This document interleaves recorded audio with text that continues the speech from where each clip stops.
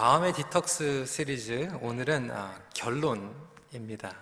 마음의 혁신, 달라스 윌러드 교수님의 아주 유명한 책이죠.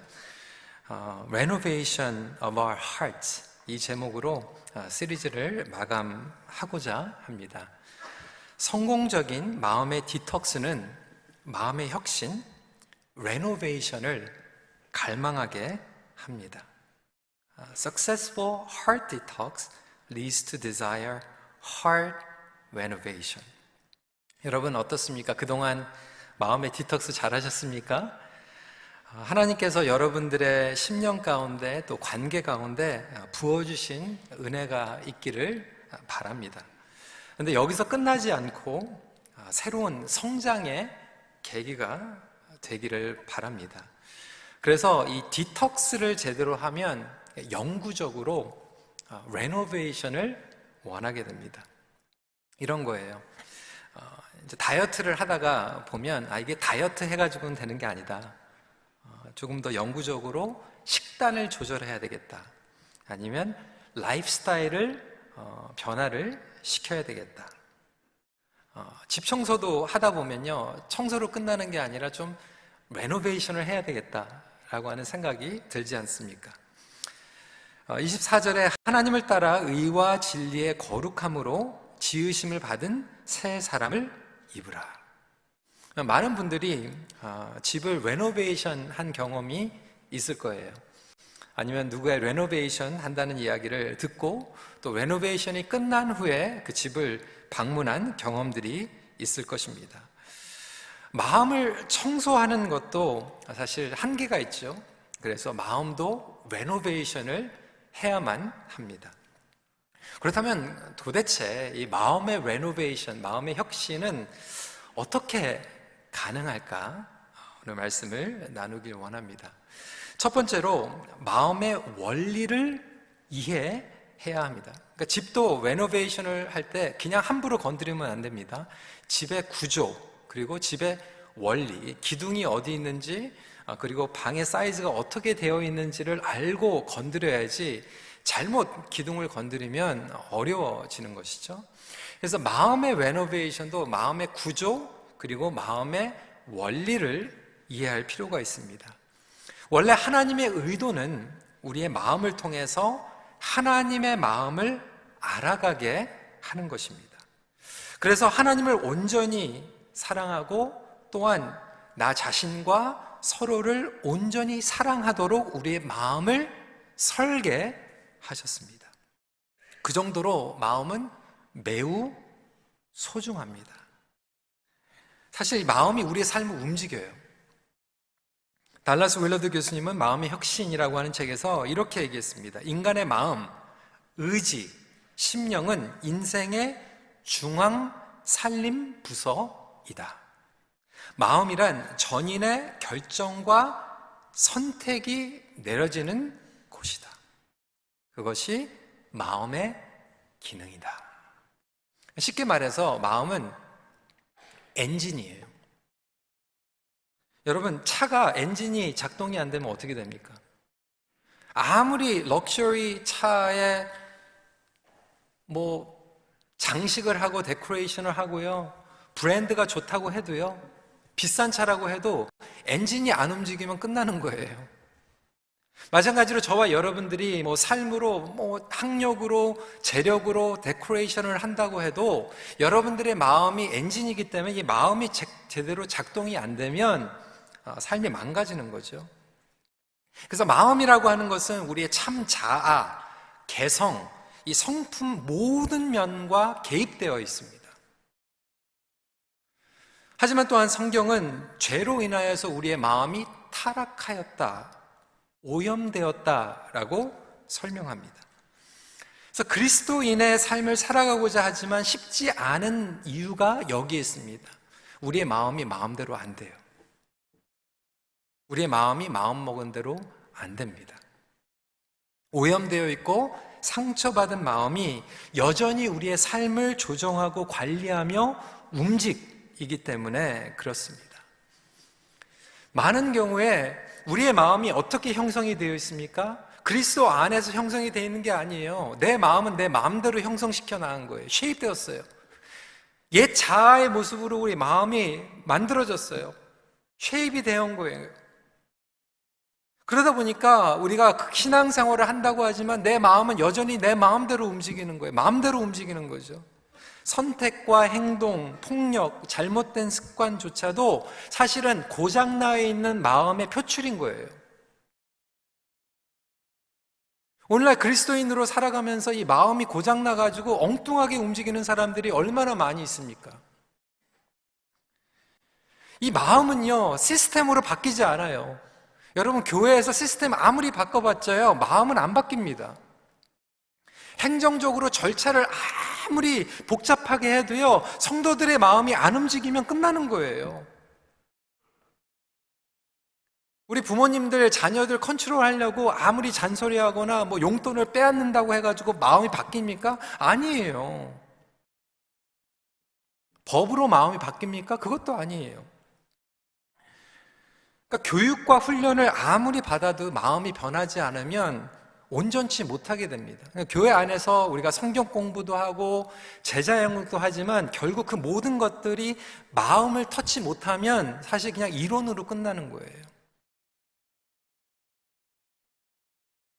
여전히 파괴되어 있는 우리의 영혼. 달라스 윌러드 교수님은 그 책에서 이렇게 설명을 하는 거예요. 지옥은 간발 차이로 떨어지는 게 아니라는 거예요. 마치 대학교를 입학을 하려고 하는데 컷업이 90점이에요. 그럼 89점 맞아가지고 내가 1점 차이로 대학교 떨어지는 것처럼 내가 열심히 노력을 했는데 한 점 차이로 지옥에 떨어지는 게 아니라는 거예요. 조금 부족해서 천국에 가지 못하는 게 아니에요.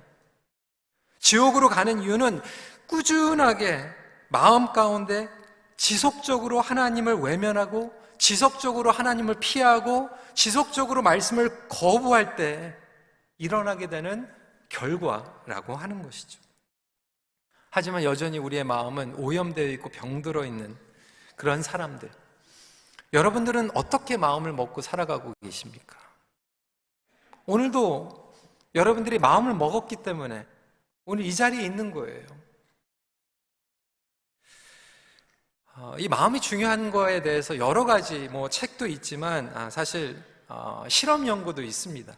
2011년도 예일 대학교에서 한 실험 연구가 있어요. 이 대학교에서 학생들을 불러가지고 실험을 했습니다. 두 가지 음료를 준비를 했어요. 첫 번째 음료는 몸에 해로운 음료였어요.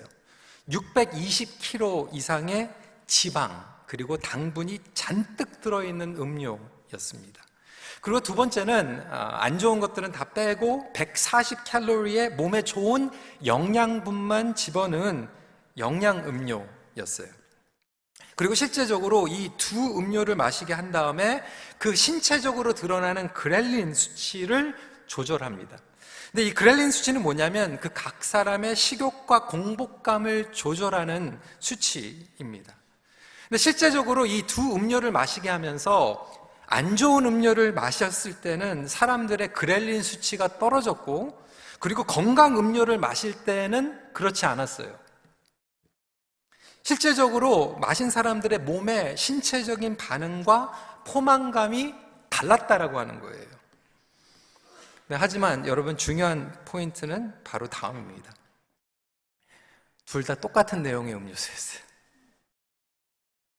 맛만 다르게 만든 거였어요. 둘 다 똑같이 380칼로리의 같은 영양분을 놓은 내용이었어요.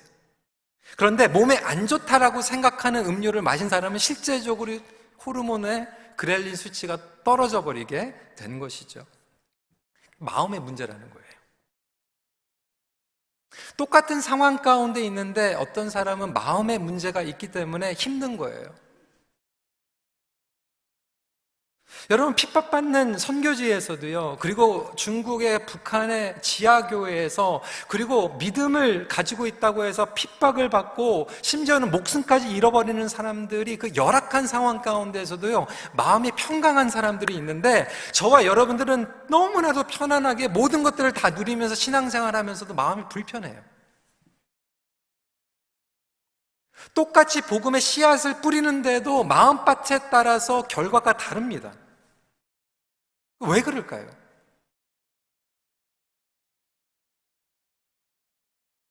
마음은 영적 전쟁터입니다.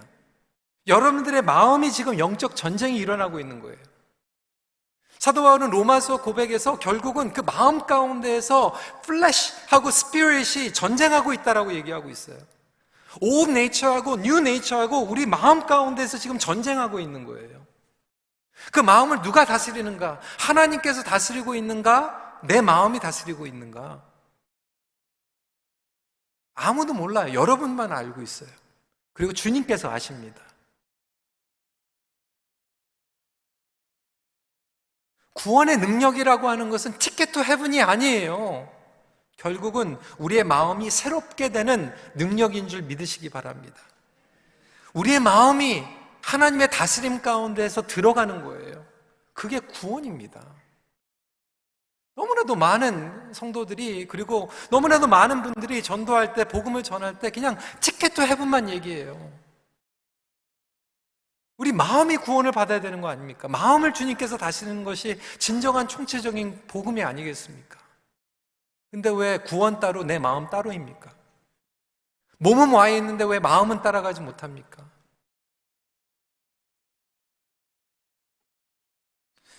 그렇다면 어떻게 마음을 우리의 하나님 다스림 가운데 올려드릴 수 있을까? 오늘은 결론이죠. 그래서 여러 가지 설명하지 않습니다. 마무리하는 정리인데요. 두 번째, 이게 키포인트입니다. 마음의 혁신은 생각의 변화를 통해 시작됩니다. Heart renovation starts with a renewal of mind. 23절입니다.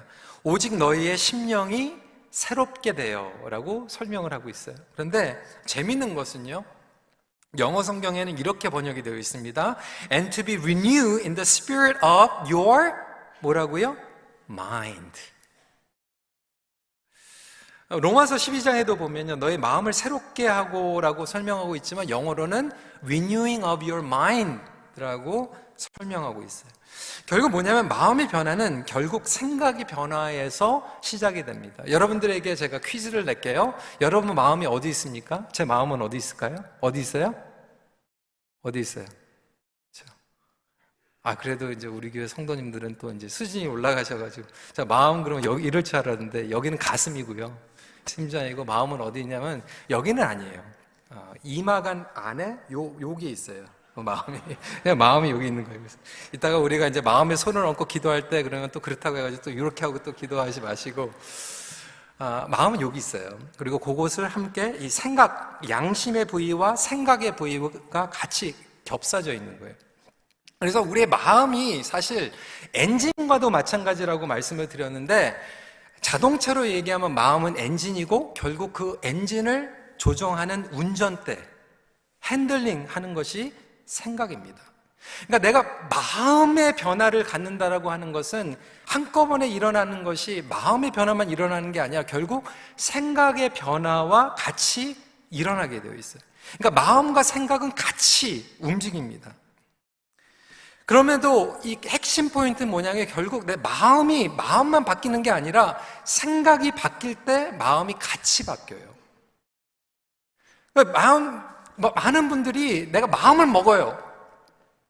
내가 열심히 살아야지, 회개해야지, 용서해야지, 마음은 먹는데 이게 안 되는 이유가 생각이 안 바뀌기 때문에 마음 먹어도 안 되는 거예요. 달라스 윌라드 교수님은 이렇게 얘기합니다. 생각은 감정을 유발하고, 감정은 우리 세계의 틀을 정하며 행동의 동기가 된다. 그러니까 뭐를 하려고 그러면 마음이 움직여야지 모티베이션이 되는데 결국 그 마음의 감정도 생각에서 시작한다라고 하는 거예요. 흥미롭게도 특정한 감정을 느껴서 생각을 유발할 수는 없다. 그러니까 감정이 일어나기 때문에 생각이 바뀌는 게 아니에요. 생각이 바뀌기 때문에 감정이 바뀌는 거예요. 생각을 조정해 감정을 유발하는 것만큼 통제하는 것은 가능하다. 생각의 통제는 감정을 다스리고 통제하는 데 필수요 큰 도움이 된다.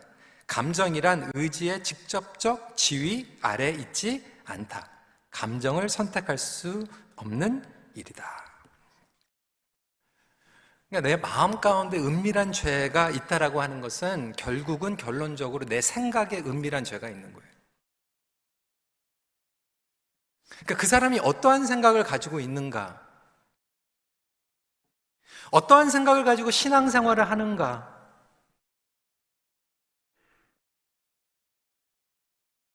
그러니까 어떤 분들은 똑같은 상황 가운데에서 똑같이 열악하고 똑같은 어려운데 은혜롭게 감사한 가운데서 이겨내는 사람이 있고, 어떤 사람은 너무나도 풍요로운데 늘 마음이 불편해요.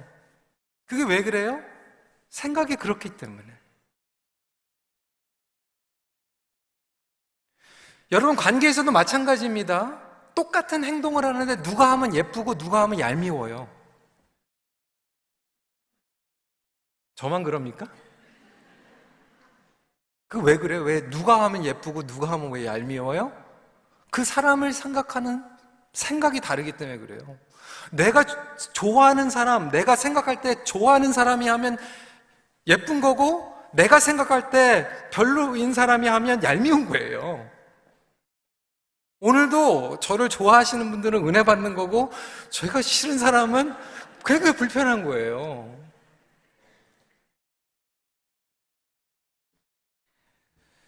사단은 우리의 생각을 조종하죠. 그리고 죄를 짓게 만듭니다.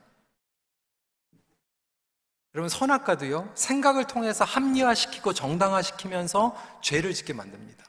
마음이 먼저 간 게 아니라 생각이 먼저 갔기 때문에 따먹은 거예요.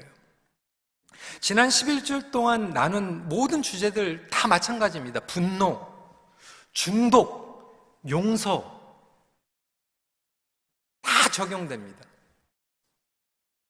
여러분들이 어떻게 생각을 하느냐, 죄에 감염된 생각을 하기 때문에 마음이 그렇게 가는 거예요.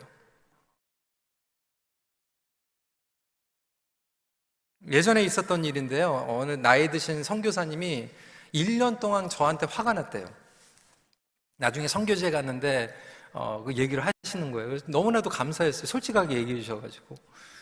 그리고 왜 이렇게 또 화가 나셨어요? 그러니까 저한테 메시지를 남겼는데 제가 리턴을 안 했대요. 들어보니까 제 옛날 전화번호에다가 메시지를 남겨주셨더라고요.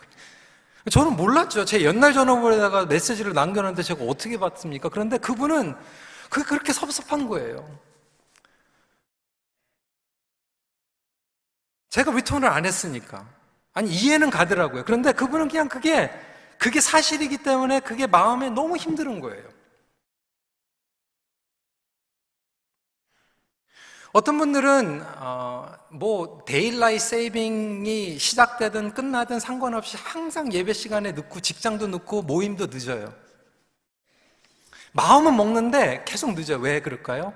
머리 깊은 곳에 생각할 때 그거는 좀 늦어도 괜찮아 라고 하는 생각이 깔려 있는 거예요.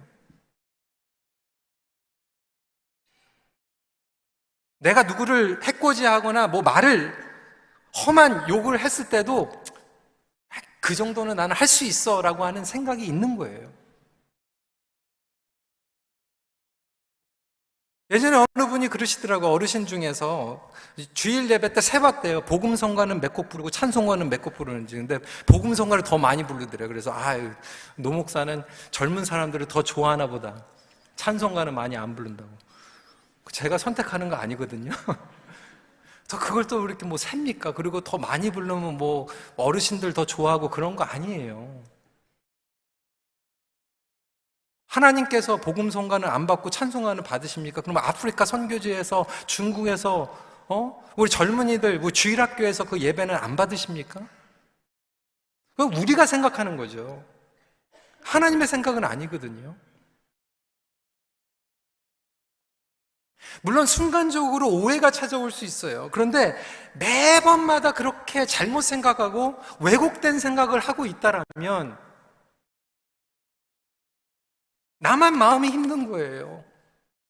나만 마음이 불편한 거예요.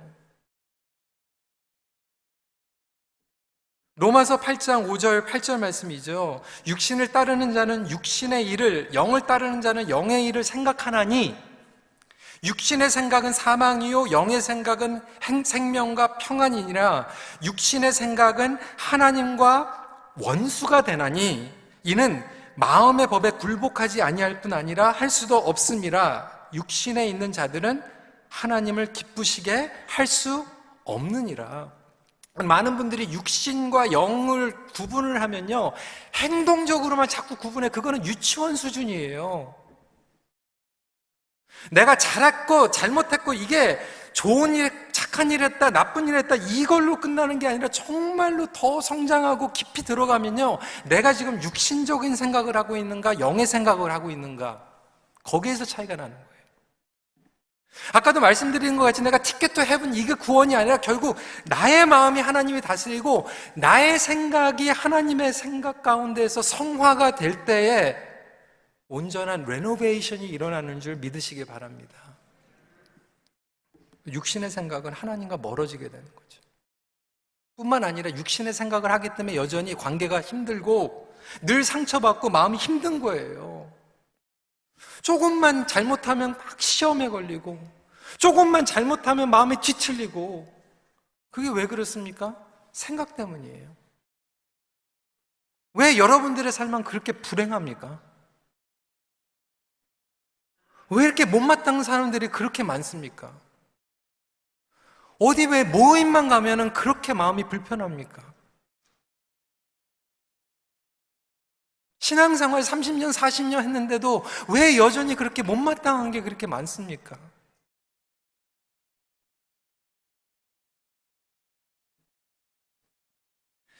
그렇다면 이 생각의 변화, 어떻게 변화하는가?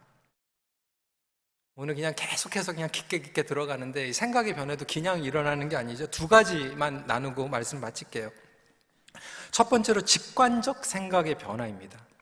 이거 intuition이라고 얘기하는데, renewing the intuitive mind. 왜 어른이 되면 어른이 될수록 변화를 거부하게 되는가? 인생을 살아가면 살아갈수록 경험이 많이 생기게 되죠. 그러면서 생각 가운데 자동적으로 인투이션이, 결론을 내리는 게 많아요. 이게 직관적으로 결론이 오는 거예요. 직관적으로 오는 거예요. 여러분 모두에게 직관적인 생각들이 있습니다. 이게 굉장히 자동적으로 시그널을 뇌에서 보내는 거기 때문에 많이 힘들어요. 이런 거예요. 우리가 성지순례 이번에 갔잖아요. 양들이 많이 있었어요, 이스라엘에. 근데 예수님께서 베드로 회복시키고, 베드로야, 요한의 아들 시몬아, 내가 나를 사랑하느냐? 내 양을 먹이라, 내 양을 치라, 그렇게 말씀하셨잖아요. 그러니까 가면서 이렇게 양들이 많으니까 저는 그게 굉장히 은혜가 되더라고요. 양들을 먹여야 되겠구나, 양들을 치겠구나. 근데 지나가면서 또 어떤 분들은 저 양갈비가 먹이시냐, 뭐 이렇게 직관적으로 먹는 거, 막 예루살렘에 가가지고 종려나무, 무화과나무 보면서 막 예수님께서 말씀하신 거 묵상해야 되는데, 저거가 얼마지? 저거 따먹으면 맛있겠다. 뭐 이렇게 생각이 나는 거죠. 이게 직관적인 거예요. 예를 들어서 밤 늦게 컨비니언스 스토어에서 일을 하고 있는데 나랑 다른 인종의 남자가 확 들어왔을 때 그냥 벌벌벌 떨리고 그냥 마음이 움직이는 거는 생각에서 직관적으로 일어나는 거예요. 순식간에 시그널을 보내는 거예요. 마찬가지로 두려움, 욕망, 분노, 상실감, 이 모든 것들이 이 뇌에서 편도체라고 하는 경보, 삐삐삐삐삐 하면서 알람으로 우리의 뇌에 직관적으로 오는 시그널이에요. 참 재밌는 게, 예전에 우리 교회에서도 성도님들 좀 앞에 앉게 하려고 뒤에서 이렇게 좀 흰색으로 이렇게 줄도 대고 했거든요. 근데 우리 EM은요, 뭐 콘서트 가면, 블루제이스 가면, 랍터스 게임 하면 뭐 그래 콘서트 가가지고 줄 다 있잖아요. 뭐 줄 있으면은 거기 앉지 말라는 거구나, 앞으로 가라는 거나 뭐 그렇게 받아들이는데, 우리 어르신들이 줄만 보면 이게 막 직관적으로 뭐냐면, 우리가 동물이냐, 우리가 뭐 소냐, 뭐 왜 우리에다가 우리를 가르들려고 그러냐, 그런 게 아닌데 직관적으로 오는 거예요. 그 줄을 보니까.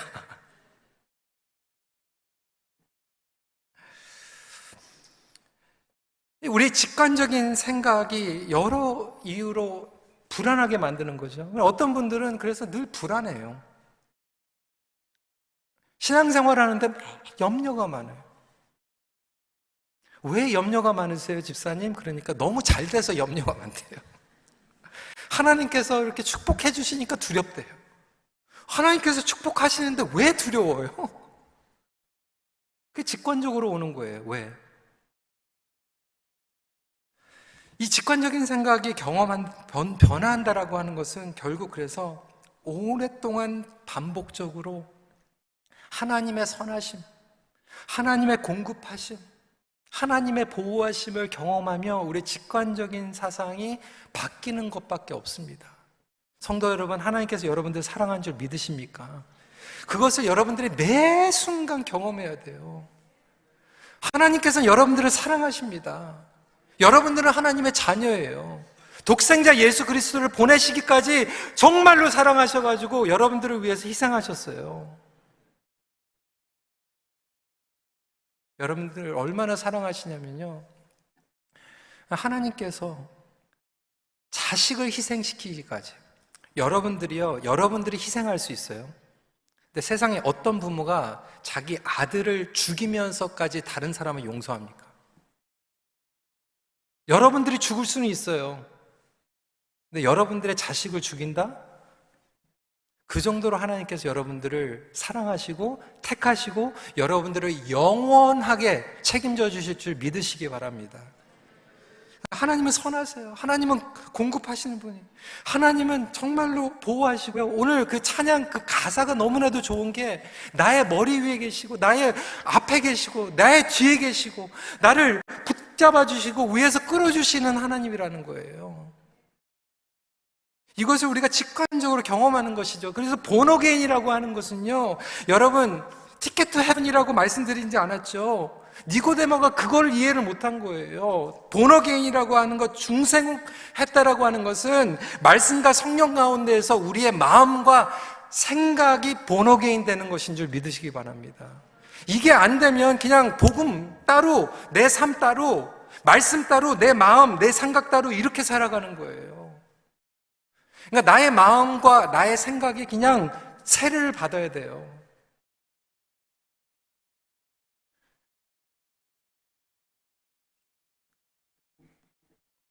그뿐만이 아니죠. 의식 차원의 개념의 변화입니다. Renewing the cognitive mind. 그러니까 intuitive 그리고 cognitive.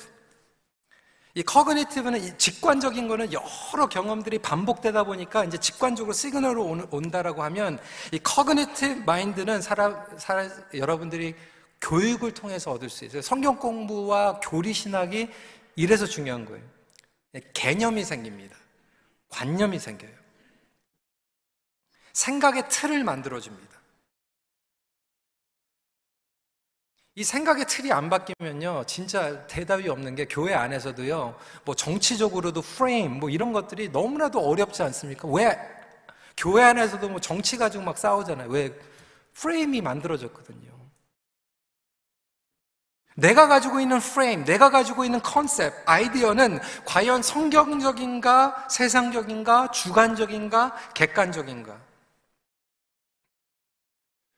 교회 안에서도 이 개념이 바뀌지 않으니까 예수님께서 나를 따라오려면 십자가를 지라고 그랬고 자신을 부인하라고 그랬거든요. 그래서 정말로 총체적인 변화는 어디에서 일어나냐면 생각에서 변화가 일어나고 예수님을 닮아가는데 최고봉은 뭐냐면 겸손이거든요. 나의 생각이 겸손해지는 거예요. 근데 예수님께서 이 겸손에 대해서 말씀하셨는데 낮은 자가 높은 자가 된다라고 말씀하셨는데 제자들은 여전히 싸우잖아요. 누가 탑인가? 누가 오른편인가? 근데 교회 안에서도 마찬가지거든요. 아무리 그렇게 설교를 해도요, 은혜 받고 나서 교회 예배 끝나면 친교실에서 누가 높은가 그 얘기하고 있어요. 교회 안에서 서열 얘기하고요. 어떤 분들은 직분을 못 받았기 때문에 사명이 없어졌다고 생각하세요. 여러분, 사명이 먼저입니까? 직분이 먼저입니까? 직분이 있으면 사명이 있고, 직분이 없으면 사명이 없어요? 아니에요. 사명이에요. 그 사명을 감당하기 위해서 때로는 이 직분도 받고, 저 직분도 받는 거예요. 그리고 직분이 없어도 우리에겐 사명이 있어요.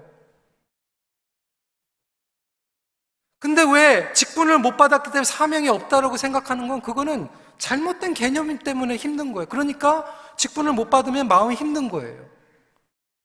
나는 끝났다라고 생각하는 거예요. 성공, 실패, 이것도 그냥 잘못된 개념이에요.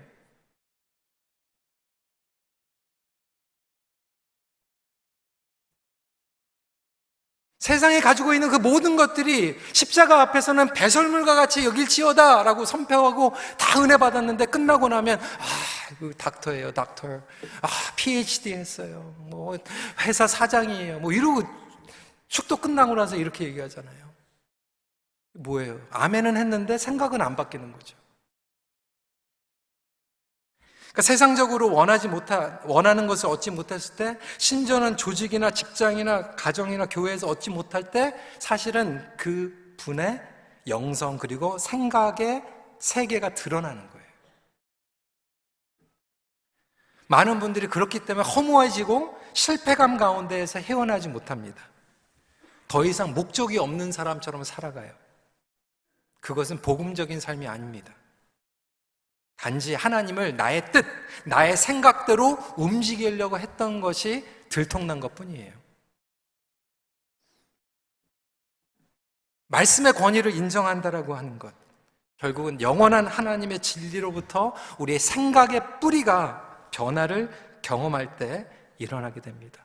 여러분들에게 매일 말씀을 묵상하라고 얘기하는 이유는, 말씀을 읽으면 우리 인생이 잘 풀리고, 말씀을 읽으면 매상이 올라가고, 말씀을 읽으면 좋은 학교에 들어가고가 아니라, 말씀을 읽으면 나의 생각이 바뀌고, 말씀을 읽으면 고장난 생각이 치유되고,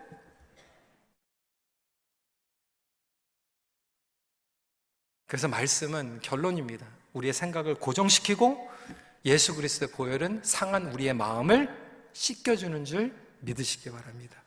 그래서 우리는 매일 말씀으로 나가는 거예요. 말씀 읽고 생각을 고정하고, 생각이 잘못되어 있는 죄를 회개하고. 여러분, 행동적인 죄 회개해야 됩니다. 그런데 그거는 끝도 없어요. 여러분들의 생각이 잘못되어 있는 것들을 회개하는 게 매일 해야 되는 거예요. 나의 생각이 삐뚤어져 있는 것, 나의 마음이 지금 아파 있는 것을 주님 앞에 가지고 나오시기를 축원합니다. 그럴 때 여러분, 레노베이션으로 얻어지는 놀라운 축복이 있어요. 여러분, 레노베이션 하면은 먼지도 나지요, 불편하지요. 그런데 그거 끝나고 집에 들어가면 얼마나 좋아요. 하나님께서 원하시는 게 그거예요. 그냥 마음의 디톡스 12주 끝나고 이제 마음대로 먹어, 이게 아니라 마음의 디톡스를 한번 제대로 하면요, 이거 가지고 안 되는구나, 레노베이션을 해야 되겠구나. 저는 이번 12주 동안 여러 부분에서 이야기를 했지만, 정말 간절히 원하는 것은 그렇구나, 여기서 끝나는 게 아니라 시작이구나. 우리의 가정에, 나의 영혼에, 우리 교회에 생각과 마음에 레노베이션이 일어나기를 간절히 기도하시기를 바랍니다. 그때에 성화의 과정을 지나면서 집이 레노베이션을 하면 아름다워지는 것 같이 여러분들이 아름다워지는 거예요. 성도 여러분, 우리 하나님은 아름다우신 분입니다. 그리고 하나님께서는 저와 여러분들이 아름다워지길 원해요. 어떻게 아름다워집니까? 레노베이션을 통해서 마음밭의 토양이 바뀌는 거예요. 생각의 방향이 바뀌는 거예요. 그때 나의 뜻, 마음이 하나님의 뜻과 마음을 닮아가게 됩니다. 그것이 총체적인 구원, born again이라고 하는 것을 다시 한번 붙잡고 나아가시길 바랍니다. 말씀을 마칩니다. 마음의 혁신을 통해 예수님을 닮아가게 됩니다. 같이 기도하겠습니다.